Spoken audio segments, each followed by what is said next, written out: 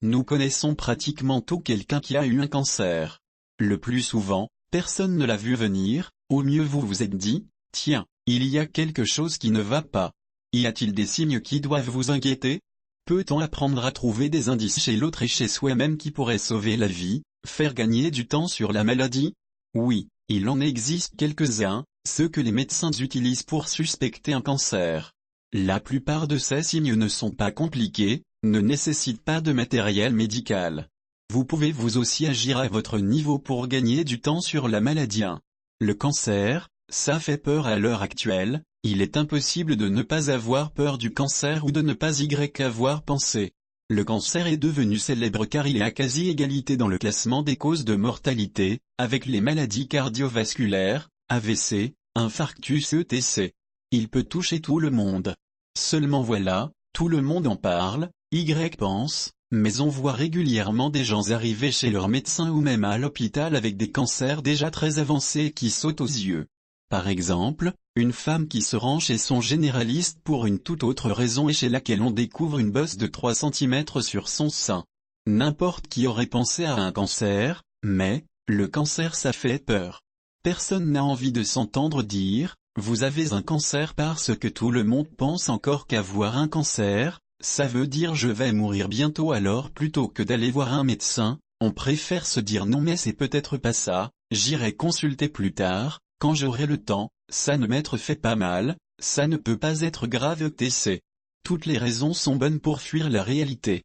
Pourtant, prendre son courage à deux mains et pousser la porte du médecin, ça peut littéralement vous sauver la vie et ne vous dites pas, j'ai déjà trop attendu, ça ne sert plus à rien d'y aller maintenant non. Il est toujours temps de gagner du temps tant que l'on est en vie. Malheureusement, ce ne sont pas toujours ceux qui ont le plus besoin d'aller consulter qui vont lire ce type d'article, au contraire. La fuite et l'éloignement de toute pensée qui conforterait la peur est souvent le premier réflexe. Heureusement, vous qui allez lire cet article, au moins dans les grandes lignes, vous pourrez transmettre votre savoir et vos conseils à ceux ou celles qui sont vos proches et qui vous confieront leurs doutes. Vous pourrez alors les encourager à consulter si vous êtes alerté par ce qu'ils vous décrivent. N'hésitez pas à les accompagner chez le médecin.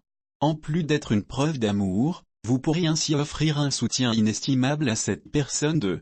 Soyez attentif si vous remarquez que vous ou un proche perdez du poids sans effort 5 à 10% de votre poids habituel en moins de 6 mois. Ne vous dites pas, trop bien. Dites-vous c'est étrange si, vous n'avez pas fait de régime, vous n'avez pas totalement remplacé votre mode de vie et les voitures par course à pied VTT. C'est généralement le signe que votre organisme utilise ses réserves d'énergie car il mène un combat intérieur, peut-être contre un cancer. Une fatigue persistante vous faites la réflexion que vous êtes souvent fatigué ces derniers mois ou qu'un proche l'est. Posez-vous des questions si votre emploi du temps n'est pas plus surchargé que d'habitude, et s'il vous arrive d'avancer vos heures de coucher ou de faire facilement des siestes ce qui n'était pas le cas avant. Une diminution de l'appétit vous n'avez pas faim ce qui contraste avec vos habitudes alimentaires. Même les aliments que vous aimiez manger ne vous disent plus rien. Une sensation de fièvre persistante sur plusieurs semaines sans raison premier réflexe, prenez votre température avec un thermomètre rectal si possible. La fièvre n'est pas à 40 degrés Celsius dans ce genre de cas, mais oscille plutôt entre 38 et 38,5 degrés Celsius. S'il y a une petite fièvre mais qu'elle ne dure que quelques jours, ne vous alertez pas. Au-delà de quelques semaines ou si elle revient régulièrement, restez vigilant pour voir si d'autres signes ne s'y ajoutent pas. Des boules à certains endroits stratégiques de localisation possibles. Sur les organes comme le sein par exemple ou alors une masse que vous sentez dans le ventre. Dans ces cas, c'est la tumeur qui est directement palpée. Plus courant, vous pouvez avoir des ganglions qui vont réagir et être activés ce qui va les faire augmenter de taille. Attention, ils sont très réactifs, et peuvent s'activer pour une foule de raisons pas graves. Les ganglions les plus souvent sentis sont ceux sous les bras, dans le pli entre la jambe et le ventre, pli inguinal ou pli de l'aine, sur le cou, ou dans le creux juste en arrière de la clavicule, creux subclaviculaire. Alertez-vous seulement s'il reste GONFL et plus de quelques semaines de suite, disons un mois pour donner un chiffre. Si le fait de les toucher déclenche une douleur, rassurez-vous, ce n'est probablement pas un cancer, mais plutôt une infection 3. Les signes particuliers pour les 4 cancers les plus fréquents. Examinez-vous les seins régulièrement comme il est recommandé de le faire, une fois par mois, sous la douche par exemple, la peau glisse mieux. Si vous sentez une petite boule, essayez de rester calme et si possible attendez 2 semaines au moins, surtout si vous n'êtes pas ménopausé. Avec le cycle hormonal, la texture des seins varie et il est possible que cette petite masse que vous avez palpée disparaisse à la fin de votre cycle. Dans ce cas, c'est probablement un petit kyste ou une autre lésion non inquiétante qui suit le cours de vos hormones. En revanche, si la masse est assez grande et persiste plusieurs semaines après votre découverte, n'attendez pas plus pour aller consulter votre gynécologue ou autre médecin compétent. Une mammographie sera pratiquée pour tirer cette affaire au clair. Une fois de plus, toute masse peut être autre chose qu'un cancer. La texture de votre sein peut aussi changer, avec une rétraction de la peau comme si elle était attirée vers l'intérieur. Autre signe, un aspect d'eczéma du mamelon, paget, qui est une forme particulière de présentation. Ça ressemble à une inflammation de la peau qui devient rouge et douloureuse.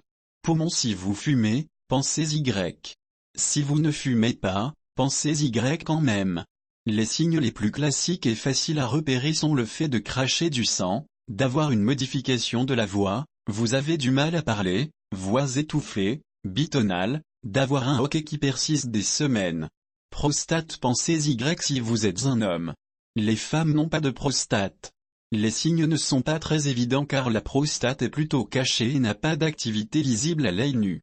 Le signe le plus souvent retrouvé est un problème pour uriner, dysurie, car la prostate est traversée par l'urètre, qui relie la vessie à l'extrémité du pénis, mais d'autres causes telles que l'HBP, hypertrophie bénigne de la prostate, peuvent créer le même symptôme. Il est également possible de retrouver du sang dans vos urines. Voies aérodigestives supérieures. Ces cancers sont généralement causés par des années d'alcool plus tabac. Ils concernent la bouche, la gorge, l'ésophage, le pharynx, les cordes vocales. Y pensez si vous avez des problèmes pour avaler, pour boire ou manger ou les deux. Si ça ne passe pas, dysphagie. La sensation d'avoir quelque chose de coincé dans la gorge, quelque chose qui chatouille en permanence peut aussi être un signe si cela ne s'améliore pas en quelques jours. Pour la bouche, vous pouvez avoir une plaie qui ne guérit pas après plusieurs semaines sur la langue ou à l'intérieur des joues, sur le palais ou les gencives.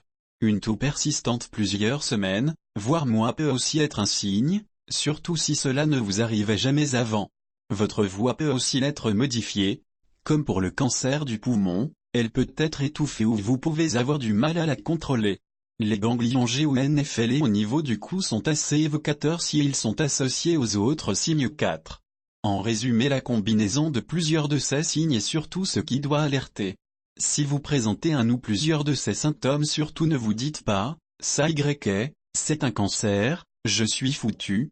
Ces signes ne sont pas infaillibles et peuvent aussi se retrouver dans d'autres maladies moins graves ou pas graves du tout. Pour cette raison, allez voir votre médecin. Son expérience et sa capacité à combiner toutes les informations pour en extraire le diagnostic feront la différence entre angoisse à rassurer et bonne initiative de votre part. C'est votre santé qui est en jeu, vous avez à ce stade tous les pouvoirs sur votre avenir. En cas de doute, parlez-en à des amis. Si vous n'avez peur d'aller chez votre médecin, demandez à quelqu'un en qui vous avez confiance de vous accompagner pour vous rassurer. Mais surtout évitez de trop réfléchir. Agissez même si vous avez peur de ce qui peut vous attendre. C'est pour vous permettre d'éviter les si j'avais su, je sentais bien que quelque chose n'était pas normal chez moi et toutes ces phrases qui nous font regretter le passé que je vous transmets cet article. Agissez pour vous, et pour ceux que vous aimez. Ce que vous pouvez faire maintenant, transmettez cet article aux personnes à qui vous tenez pour lesquelles vous ne voudriez pas qu'elles se disent si j'avais su.